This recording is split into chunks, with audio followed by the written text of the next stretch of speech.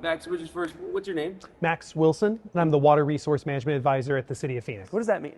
So in that role, I help the city develop its water strategy, working with mayor, council, and city department leadership. And really, at the end of the day, it's our job to make sure that safe, clean, reliable drinking water comes out of your tap 100% of the time, every time you turn it on. Is it a busy time to be in water in Arizona? I would say this is an exciting time to be in the water resources field. However, I mean, generations of Arizonans have been doing this work. There's always been somebody with my title here at the City of Phoenix helping ensure that we have enough water for the future for our kids and our grandkids. And it's a real honor to be able to fulfill that role. One of the reasons that I wanted to talk to you again, I know we talked at the treatment plant, but I was at the ARC meeting that you were at, and you had some impassioned comments at the end. Walk me through a little bit of just, what that meeting is and what that means for the state when everyone kind of comes together in one room, and some of the things that you shared there. Sure. So Arizona is unique in that we have what's called the Arizona Reconsultation Committee. And essentially what that means is that it's a large committee of stakeholders from all across the state. So not just geographically, but also we have folks from economic development. We have the environmental nonprofits there, all getting together and sharing their views as we deal with these critical Colorado River issues. What I expressed at the Arizona Reconsultation Committee is a frustration, I think, that's growing among many water professionals at the uncertainty that we're dealing with. The fact of the matter is, living with a Colorado River that produces less water is going to be challenging. It's going to require us all throughout the basin to change the way that we use water on a day-to-day basis. And what we're seeing from the federal government right now is that the amount of uncertainty they're giving us by not telling us how much water we're going to have in just a couple of months is taking that really hard task and making it even harder. And so I think it's critical that we as water professionals help the federal government understand that when consensus offers are on the table, when people are working together to try to find solutions, we need their help in adopting those types of guidelines so that we can make sure that we meet that standard of reliability that all of our customers expect from us. Can you speak to any specific way that the uncertainty makes your job more difficult, or maybe even impacts something like the private sector here in the Valley? Absolutely. So right now, the federal government is in the process of developing the new rules for the Colorado River. This doesn't change anybody's legal rights or entitlements, but it does change how we deal with shortage when shortages occur. Shortages are occurring right now. What we see right now from the federal government is a complete lack of sideboards on what types of cuts Arizona could be expected to experience. So cuts could be as small as 760,000 acre feet, which is what's proposed in the Arizona, California, Nevada alternative. That's about a 50% cut to the Central Arizona project. They could be as large as 3 million acre feet, which is much larger than the entire Central Arizona project and much of the on-river water usage for things like crop growth. And so what we're seeing right now is a level of uncertainty from a 50% cut to a 100% cut. And that's incredibly difficult for us to plan for because we can't just build the infrastructure necessary to live in those kinds of worlds on a dime. So for example, one of the projects we're working on right now is the expansion of Bartlett Dam to catch more flood flows on the Verde River. That plan's going to take us 10 years, more or less, to be able to build. And therefore, it's not really possible for us to be able to adapt when they're telling us you might lose water tomorrow. What has, I guess, your thought process been leading up to this point where we still don't know? So what we have to do when we don't know is we have to plan for everything, right? There's no other choice, right? Because ultimately we have to make sure we perform. We have to make sure that you have water at the tap every single day. And that means we have to plan for the worst case scenario. Well, the worst case scenario is really expensive, right? Because that means we have to build tons of infrastructure. We have to build things like the drought pipeline that you guys, Phoenix residents may remember huge construction through the Dreamy Draw area years back. That was us putting in a $300 million pipe to help deal with the worst case scenario. If we knew those scenarios weren't on the table, we wouldn't have to make those investments. And ultimately, those investments are paid for by you in your water bill. Yeah, when you say those are expensive, it's expensive to anyone who lives in the city of Phoenix. Absolutely. Your water bill is directly correlated to the uncertainty that we're facing on the Colorado River right now. Where do things with like rates stand? There's been other, rate hikes in other cities across the valley. Is that something that could happen in Phoenix? We don't have any specific plans right now for raising rates. We're still working with city leadership on looking at what the timeline for next potential rate increases are. However, at the end of the day, ultimately, the things that the water department buys are all paid for through water rates. And if we need to buy more in order to be able to deal with this level of uncertainty, the only real way to pay for that is through either water rates or through development impact fees. What is the total, when you look at the City of Phoenix water portfolio, Sure. where does the Colorado River rank? Because it's not the only source for the city. Absolutely. So it's really important to understand when I answer this question, I'm answering for the city of Phoenix. That's with like a capital P, right? Like, now I'm not speaking for Glendale or Scottsdale or Goodyear, all of whom would have a different answer to this question. For Phoenix, the Colorado River is about 40% of the water that we deliver to customers today. If we were to lose access to that source or have cuts in that source, we have to make up with it for some other part of the pie. We can do that a little bit with some of the expansions to reservoirs that we've built at Roosevelt Dam and at Horseshoe Dam. We also have stored really significant amounts of Colorado River water underground for days just like this. So we could pull it out and make it available to customers during not rainy days, so to say. And then Just maybe like right now? maybe like right now, exactly. And then Or less snow. yes. And so, yeah, so it's about 40% of our overall supply. And then on top of that, how do we deal with losing it? It's just like if you were to lose an income in your house. You have to find some other way, some other source, whether that's your investments, whether that's side gig or something going on over there, to bring that income back in until you can develop that supply to rebalance supply and demand. What can be done, I guess, in the short term, right? If you see a 50% cut of the CAP water deliveries, then that would, I guess, knock down maybe to 20% of the city of Phoenix's water being Colorado River. I don't know if it would exactly. So it's not exactly a one-to-one correlation like that, because the CAP water has what's called a priority system built into it. Certain types of water get cut first. So it wouldn't translate into a 50% cut for Phoenix per se, but it would result in cuts that are significant enough that we'd have less CAP water than we normally use to meet demand in a given year. And what that means is that what we'll do is implement all of those backup supplies that I was just talking about. We'll take Salt and Verde River water from Roosevelt Dam and Horseshoe Dam, and we'll put that through that $300 million drought pipeline to ensure that folks who normally drink Colorado River water, just like me in my house, always have reliable supplies. If that's not sufficient, we'll also turn to some of those groundwater resources that I talked about earlier. And if for some reason any of those things all put together aren't sufficient, we do have a drought management plan that allows us to help adjust supply and demand as necessary to be able to ensure that we still have that reliability. Something I spoke with Brenda Berman about when doing the story on the desalination agreement that Arizona's potentially doing with California is that she doesn't believe it all can be conservation. There needs to be some sort of augmentation of water into the valley. What are your thoughts of plans like that to do water exchanges across different states? These are pretty historic and new ideas that are being brought to the table because of what's happening on the Colorado River. So ultimately, what all of the data shows us, however you want to chop it up, is that we need to reduce water demand in the Colorado River Basin, that's existing demand of people who are using water today, by between 2 and 4 million acre feet.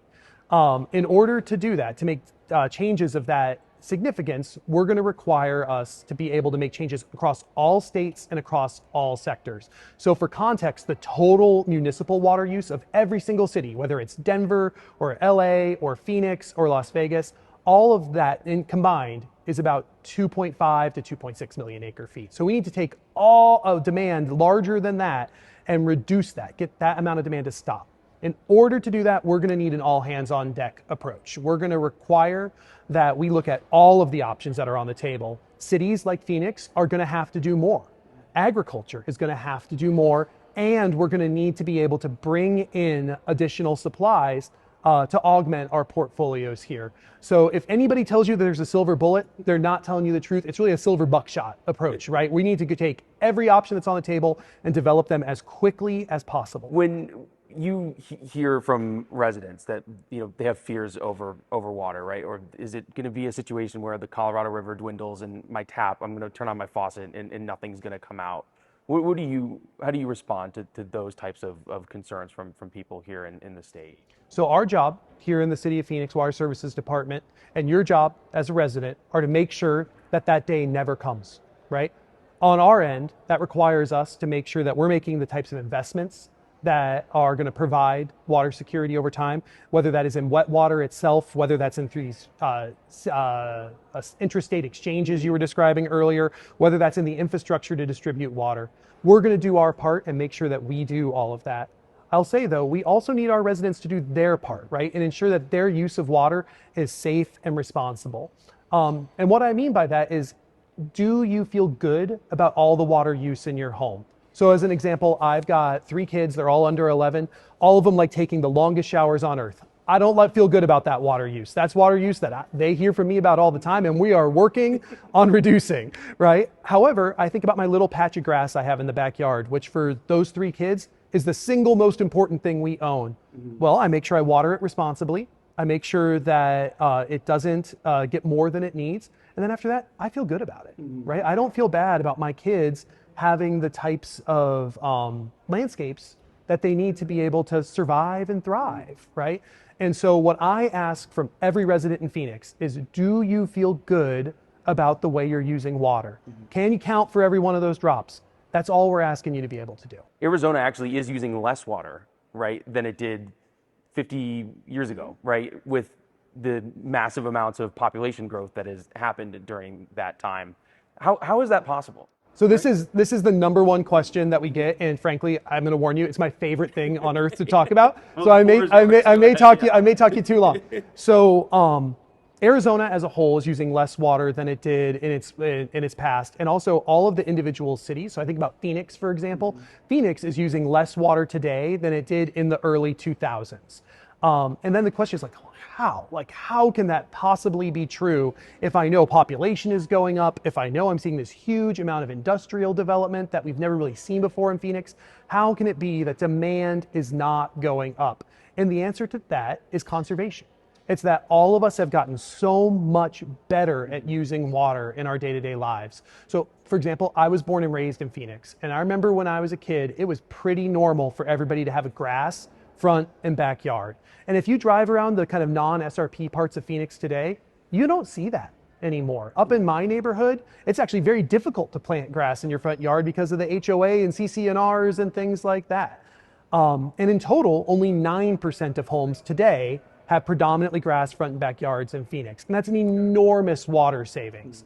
So that's outside. But then you think about inside. How much better is your dishwasher today than it was in 1995? How much better is your washing machine? Did you get your kids to take those shorter showers? Those types of things have seen per person water usage drop faster than population is going up. And as such, if you look at our overall water demand graph for the city of Phoenix, what you see is that it spiked in 2007, it went down in the Great Recession, and it has never recovered. It's been mostly flat since then, despite all of this growth. With all of the growth, right, you have TSMC coming in, you've had more, chip developers, you have data centers that people get really concerned about. As one of Phoenix's water leaders, do you feel like even with what's happening on the Colorado River that this growth is responsible?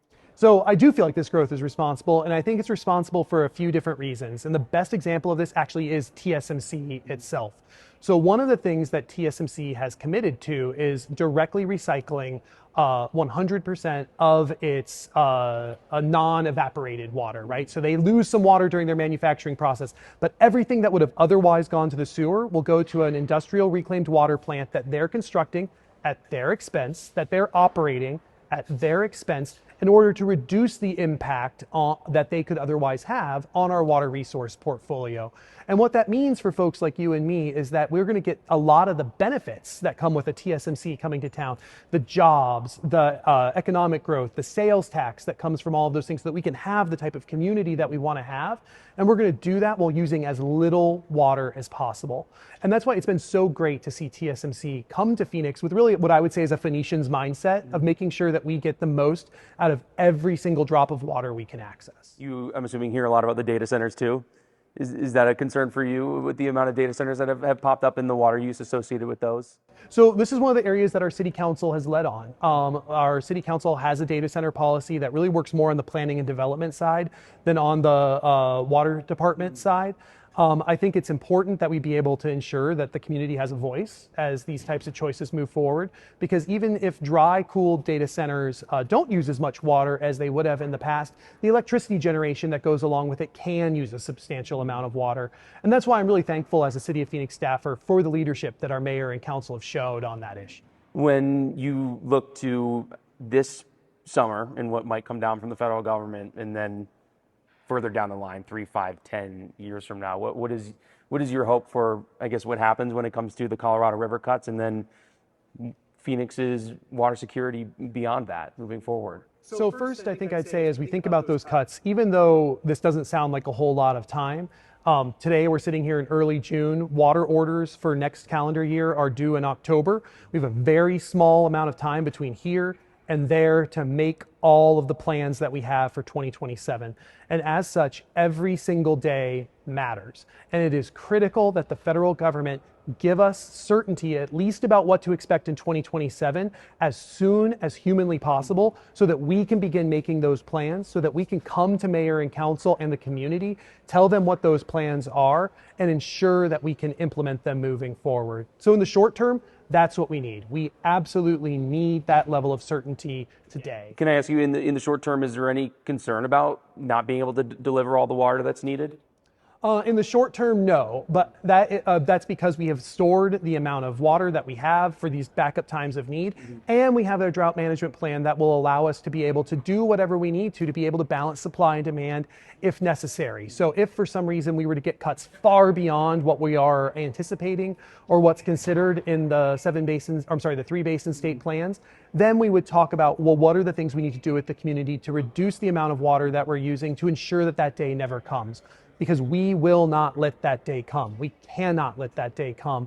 And that's why we have those plans in place. 5, 10 years from now, what do you think this looks like? I mean, I know it's hard to predict, but it seems like, the hydrology is a lot depends on snowpacks and everything, but just long term, what is your hope? So I'm going to give you 2 answers to that question. The first is, what are we going to do here inside the state of Arizona? 10 years is about the amount of time that it's going to take to develop a lot of these in-state augmentation projects that we've been talking about, expanding Bartlett Dam, advanced water purification at 91st Avenue. Those projects will be online in that time period, and that will create a significant buffer against Colorado River uncertainty as we have moving forward.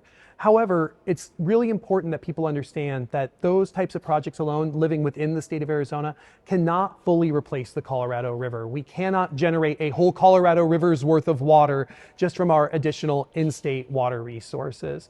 So then the question is, what are we going to need to do to continue to balance supply and demand? I think that we'll see that conservation will continue to be an important part of the conversation here for all of the Valley cities. But I also think that within the next 5 to 10 years, if you want to know what success to me looks like, we will be working with other stakeholders, not just in the central Arizona cities, but within agricultural communities in Arizona, but also with cities and agricultural communities, especially in the upper basin, to be able to reduce water use from where we are today. What we know fundamentally is that what we're doing today isn't working.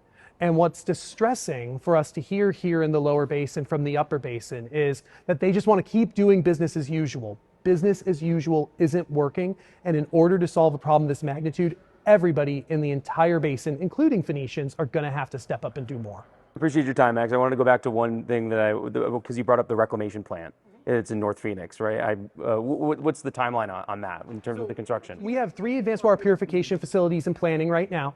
The first, Cave Creek Water Reclamation Plant, just passed its 50% construction date, and we're looking at turning that on to indirect use in late 2027 or early 2028. We'll go through a permitting process with the state of Arizona to ensure that that water is safe, reliable, clean before it can be directly reused.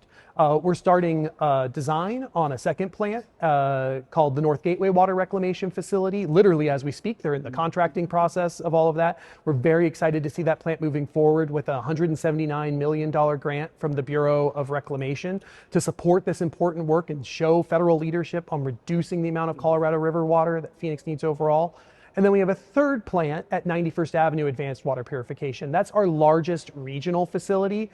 That facility is still in kind of the pre-planning phases, but we think it will be online in the mid-2030s. Are these types of projects considered augmentation? Like, where would that water go if it wasn't going into one of these plants? It's a great question. So right now, Phoenix reuses about 97% of the water that it generates at a wastewater treatment plant. But when we say reuses, that doesn't mean we're directly reusing it within the city of Phoenix, right? So for example, we send a lot of water to the Palo Verde Nuclear Generating Station. We send a lot of effluent to agricultural communities that are downstream. What we'll be looking at is taking that water that's being reused off-site outside of the city of Phoenix and being able to reuse it directly inside the city of Phoenix so that our customers get that direct benefit of being able to have their water go as far as possible. You ask a really interesting question about, like, is that augmentation? Is this new water? And that's a wonderful question. I actually think of it more like conservation. What it's doing is making sure that we can access a certain number of drops of water. How far can we stretch those drops? Because every time we reuse it, we're getting basically a drop for free on the other side. And was that water more costly? Absolutely. So all of the new water projects that are being examined right now are very, very expensive. So for example, if you think about the total combined cost of Bartlett Dam, all of those reclamation plants that we just discussed, those are roughly about $10 billion. And that is going to be a very significant investment. I think the challenge that we would issue to the federal government and to everybody else throughout the basin is that we're ready to do our part. We're sitting here looking at a $10 billion bill and saying, as a whole, we're going to get this done. What we need is that same level of can-do-ness from everybody else in the basin. Just look at it and say, look, this is going to cost a lot of money. It's going to be hard. We're going to have to work through some political challenges along the way, but we're going to do it because that's what Phoenicians do. That's what Arizonans do. Anything else you want to share? That's it. All right, appreciate it. All right, thanks for your time. Yeah, Appreciate it.